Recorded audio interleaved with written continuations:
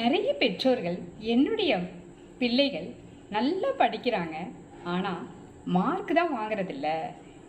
நிறைய டைம் படிக்கிறதுக்கு எடுத்துக்கிறாங்க, ஆனால் மதிப்பெண் தான் காணும் அப்படின்னு நாம் புலம்புறதை பார்க்குறோம் இல்லைங்களா? அதுக்கெல்லாம் என்ன காரணமாக இருக்கும் அப்படின்னீங்கன்னா, கவன சிதைவு தான், கவனக்குறைவு. இதுதான் முக்கியமான காரணமாக இருக்கும். நிறைய படிப்பாங்க, பட் ஆனால் அவங்களால ஸ்கோர் பண்ண முடியாது, மதிப்பெண் வாங்க முடியாது. அப்போ கவன சிதைவு இல்லாமல் இருக்கணும்னா நாம் என்னென்னலாம் செய்யலாம்? குழந்தைகளை கவன சிதைவு வராமல் நாம் படிக்க வைக்கணும், இல்லை குழந்தைங்க கவன சிதைவு இல்லாமல் படிக்கணும் அப்படின்னா நாம் என்ன செய்யலாம் அப்படிங்கிறது தான் இந்த வீடியோவில் நம்ம பார்க்க போகிறோம். அதாவது படிக்கிறதுக்கு முன்னாடி நாம் மாணவர்களாக இருக்கட்டும், சின்ன குழந்தைங்களை படிக்க வச்சாலும் சரி, எல்லாத்துக்குமே ஒரு கவனம், படிப்பில் அந்த இன்ட்ரெஸ்ட்டை ஏற்படுத்தணும். குழந்தைங்களுக்கு படிப்பில் இன்ட்ரெஸ்ட்டை ஏற்படுத்துகிற அளவுக்கு அவங்கள ஃபஸ்ட்டு ஊக்கப்படுத்திடணும். அப்புறம் ஒவ்வொரு மாணவர்களும் சரி, படிக்கக்கூடிய கல்லூரி மாணவர்களாக இருந்தாலும் சரி, சின்ன எல்கேஜிலேருந்து 5th ஸ்டாண்டர்ட் வரைக்கக்கூடிய சிறார்களாக இருந்தால் கூட சரி, எல்லாருமே சரி கவன சிதைவு இல்லாமல் எப்படியெல்லாம் படிக்கலாம் அப்படிங்கிறதுக்கு சின்ன சின்ன டிப்ஸ் தான் நான் இன்றைக்கி சொல்ல போகிறேன். வேறு ஒன்றும் இல்லை, நீங்கள் படிக்கணும் அப்படின்னு முடிவு பண்ணிட்டீங்கன்னா முதல்ல நம்மளுடைய கோல், அதாவது நம்மளுக்கு ஒரு இலக்கு இருக்கணும். நம்ம எதை படிக்க போகிறோம் அப்படிங்கிறத முன்னமே தெளிவுபடுத்திக்கணும். அதை விட்டுட்டு சில பேர் பார்த்தீங்கன்னா ஃபஸ்ட்டு எடுத்ததும் இங்கிலீஷ் படிப்பாங்க, கொஞ்ச நேரம் தூக்கி வச்சுட்டு போர் அடிக்குதுன்ட்டு சயின்ஸ் படிப்பாங்க, அப்புறம் மேக்ஸ், இப்படின்னு மாறிட்டே இருப்பாங்க. அதுதான் கூடாது.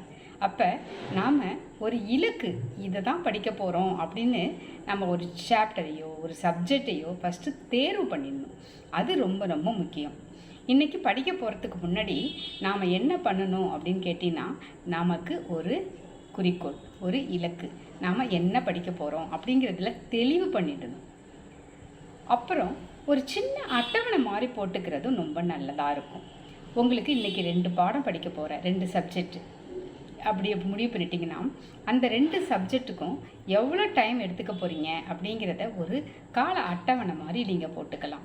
இல்லை ஒரு வாரத்துக்கான அட்டவணையை கூட நீங்கள் போட்டுக்கலாம். இன்றைக்கி முதல் நாள் 2 சப்ஜெக்ட், அடுத்த நாள் 2 சப்ஜெக்ட் அப்படிங்கிற மாதிரி நீங்கள் ஒரு குறிப்பேடு வச்சுக்கிட்டு அதில் குறித்து வச்சுக்கலாம். இது ஒரு முக்கியமான காரணமாக இருக்கும். ஃபஸ்ட்டு இலக்கு, குறிக்கோள், அதாவது என்ன படிக்க போகிறீங்க அப்படிங்கிறதுல தெளிவு இருக்கணும். 2வது ஒரு அட்டவணை, குறிப்பேடு எழுதி வச்சுக்கணும். 3வதாக நம்ம செய்ய வேண்டியது என்ன அப்படின்னு கேட்டிங்கன்னா, இடம். நாம் படிக்கக்கூடிய இடம், தேர்ந்தெடுக்கக்கூடிய இடம் ரொம்ப அமைதியான இடமாக இருக்கணும். ஒரு ரூம் கூட அமைதியான ரூமாக தேர்ந்தெடுத்து படிக்கலாம். கொஞ்சம் பெரிய மாணவர்கள் இல்லை கல்லூரி மாணவர்களாக இருந்தீங்கன்னா, உங்கள் வீட்டுக்கு அருகில் ஏதாவது நூலகம் இருந்துச்சுன்னா அங்கே கூட போய் படிக்கலாம். இல்லை கார்டன் மாதிரி ஏதாவது ஒரு பிளேஸு, ஒரு பப்ளிக் பிளேஸில் அமைதியான இடமா இருந்தால் கூட போய் படிக்கலாம். இல்லை வீட்டிலேயே உங்களுக்கு எது அமைதியான இடமா இருக்கோ அதை தேர்ந்தெடுத்து படிக்கணும். பெற்றோர்கள் தன் குழந்தைங்களுக்கு பாடம் சொல்லி கொடுக்குறவங்களா இருந்தால் கூட நீங்கள் கூட ஒரு அமைதியான இடத்துக்கு தான் அந்த குழந்தைங்களை அழைச்சிட்டு போய் அந்த இடத்துல நீங்கள் பாடங்களை சொல்லி கொடுத்தாதான் கவன சிதைவு இல்லாமல் இருக்கும். அப்போ நீங்கள் தேர்ந்தெடுக்கிற இடத்துல மின்னணு சாதனங்கள் இருக்கவே கூடாது. டிவியோ கம்ப்யூட்டரோ செல்ஃபோனை மோஸ்ட்லி நீங்கள் சுவிட்ச் ஆஃப் பண்ணி வைக்கிறதோ அல்லது மியூட்டில் வைக்கிறதோ ரொம்ப ரொம்ப நல்லது. ஏன்னா ஒரு மெசேஜ் நோட்டிஃபிகேஷனோ இல்லை யார் கால் பண்ணாலோ அதுக்கு உடனே ரிப்ளை பண்ணுற மாதிரியோ இதை மாதிரி இருக்கும் பொழுது நீங்கள் 1 hour படிக்க போகிறீங்கன்னா அந்த 1 hour நீங்கள் மெசேஜோ எதையுமே கவனிக்காதபடி அதை சைலண்டில் போட்டுறது ரொம்ப ரொம்ப ரொம்ப நல்லது. அப்போ நீங்கள் தேர்ந்தெடுக்கக்கூடிய இடம் உங்களுக்கு காற்றோட்டமாக இருக்கிறதாகவும் இருக்கணும், உங்களுக்கு பிடித்தமான இடமாகவும் இருக்கணும், கொஞ்சம் அமைதியான இடமாகவும் இருக்கணும். அதை தேர்ந்தெடுத்து படிக்க ஆரம்பிக்கணும். அப்புறம் நீங்கள் தொடர்ந்து படிச்சுக்கிட்டே இருக்கக்கூடாது. 4வதாக 1 மணி நேரம் நீங்கள் ஃபஸ்ட்டு படிச்சிங்கன்னா, இன்றைக்கி ஒரு 3 hours படிக்க போகிறீங்க அப்படின்னு முடிவு பண்ணிட்டீங்கன்னா ஃபஸ்ட்டு 1 hour படிக்கணும். 1 மணி நேரம் நீங்கள் படிக்கிறத ஃபுல் கான்சன்ட்ரேஷனோட படிக்கணும். அப்போ 1 மணி நேரம் படித்து முடிச்சுட்டு அதுக்கு பிறகு நீங்கள் கொஞ்சம் ரெஸ்ட் எடுத்துக்கணும். ஒரு 10 நிமிஷம் 20 நிமிஷம் கூட ரெஸ்ட் எடுத்துக்கலாம். ரெஸ்ட் எடுக்கிறோம் அப்படின்னு அந்த டைமில் நிறைய பேர் பார்த்தீங்கன்னா, அந்த டைமுக்குள்ளே போய் நான் 10 நிமிஷத்துக்குள்ளே ஒரு டிவியை பார்த்துட்டு வந்துடுறேன், செல்ஃபோனில் என்ன மெசேஜ் வந்திருக்குன்னு பார்த்துட்றேன், இல்லை கம்ப்யூட்டரில் மெசேஜ் பார்க்குறேன் அப்படிங்கிறத பண்ணக்கூடாது. இது மூணுமே விட்டுட்டு தண்ணி குடிக்கிறது, காலார நடந்து வர்றது, இதை மாதிரி மைண்டை ரிலாக்ஸ் பண்ணிக்கிறதுக்கு லைட்டாக மியூசிக் கேட்டுக்கிட்டு இப்படியே தான் அந்த 10 நிமிஷம் 20 நிமிஷம் கொஞ்சம் ஸ்நாக்ஸ் சாப்பிட்டுக்கிறது, இதை மாதிரி தான் நம்ம அந்த டைமை நம்ம யூஸ் பண்ணிக்கணும். அதுக்கு பிறகு நீங்கள் திரும்பி இன்னும் 1 மணி நேரம் படிக்க ஆரம்பிக்கலாம்.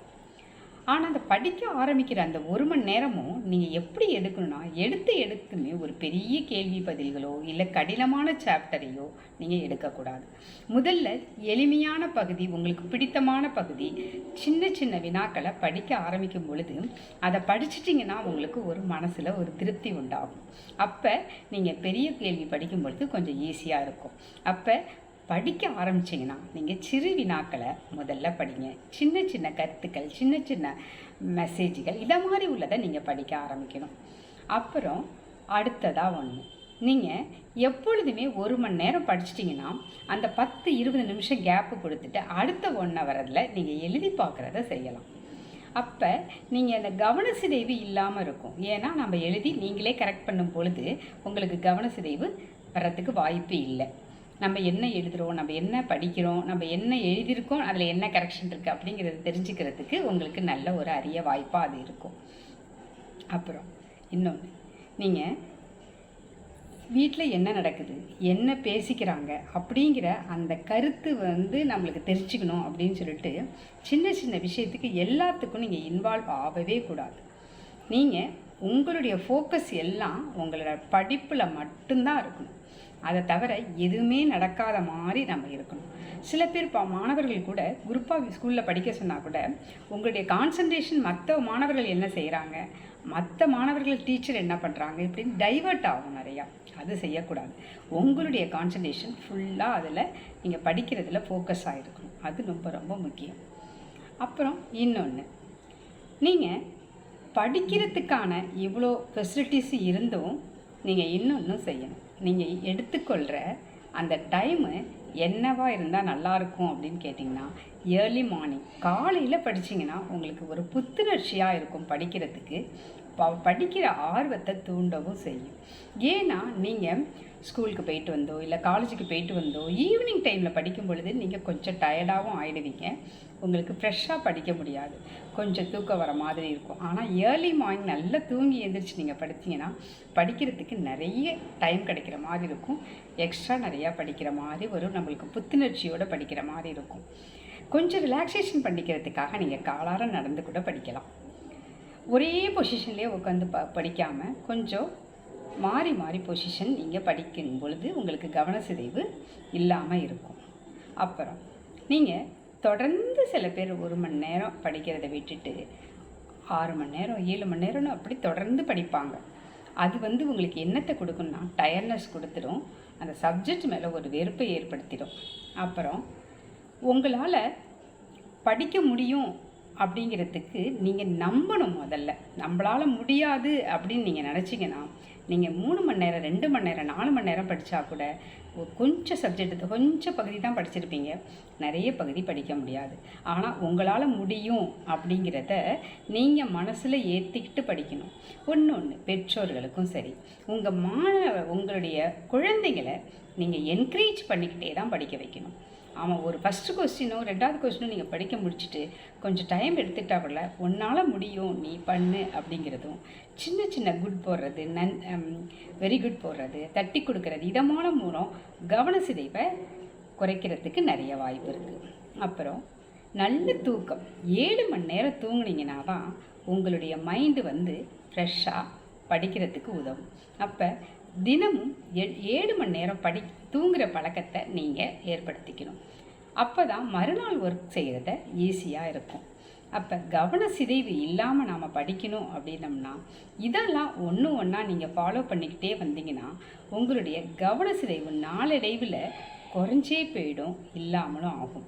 இப்போ சில பேர் படிக்கவே மாட்டாங்க, ஆனால் எக்ஸாம் டைமில் பார்த்தீங்கன்னா ஒரு நாள் ஃபுல்லும் கண் விழிச்சு படித்து நல்லா ஸ்கோர் பண்ணுவாங்க. அப்போ உங்களால் அந்த படிக்கக்கூடிய தன்மை இருக்குது அப்படிங்கும் பொழுது நீங்கள் அன்னன்னைய பாடத்தை உங்களால் முடியும் தானே. அப்போ அன்னன்னைய பாடத்தை நீங்கள் நன்றாக படிக்கலாம். இப்போ ஒவ்வொரு மாணவர்களும் படிக்கிறோம் ஆனால் மார்க் வரலைங்கிறதுக்கு உங்களுடைய கவன சிதைவு தான் காரணம். கவன சிதைவு இல்லாமல் இருக்கிறதுக்கு இந்த ஒவ்வொரு டிப்ஸாக நீங்கள் ஃபாலோ பண்ணிகிட்டே வந்தீங்கன்னா நிச்சயமாக நீங்கள் அதிக மதிப்பெண் எடுக்கலாம். இந்த டிப்ஸ்லாம் உங்கள் எல்லாருக்கும் பிடிச்சிருக்குன்னு நினைக்கிறேன். நன்றி, வணக்கம்.